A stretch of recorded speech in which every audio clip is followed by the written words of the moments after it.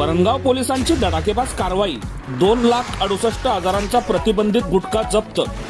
महाराष्ट्र राज्यात प्रतिबंधित असलेल्या गुटख्याची वाहनातून वाहतूक होणार असल्याची माहिती वरणगाव पोलिसांना मिळाल्यानंतर सापळा रचून एका वाहनातून 2,68,000 रुपये किमतीचा गुटखा जप्त करण्यात आला.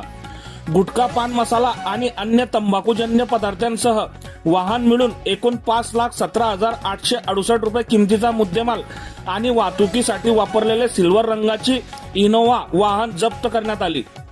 वरणगावचे सहाय्यक निरीक्षक अमित कुमार बागुल यांना एक वाहनातून गुटख्याची वाहतूक होणार असल्याची माहिती मिळाली होती.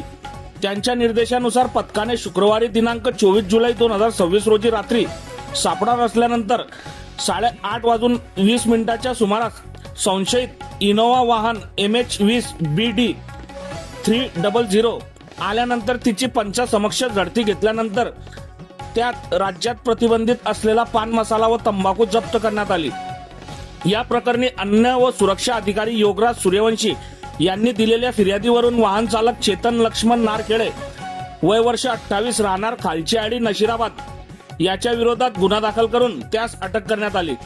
सदरची कार्यवाही पोलीस अधीक्षक श्रीकांत दिवरे, अपर पोलीस अधीक्षक संदीप गावित, उपविभागीय पोलीस अधिकारी मुक्ताईनगर भाग नंदराज पाटील यांच्या मार्गदर्शनाखाली सहाय्यक पोलीस निरीक्षक अमित कुमार बागुल यांच्या नेतृत्वात वरणगाव पोलीस स्टेशनचे अधिकारी अंमलदार यांनी उत्कृष्ट व उल्लेखनीय कामगिरी केली आहे.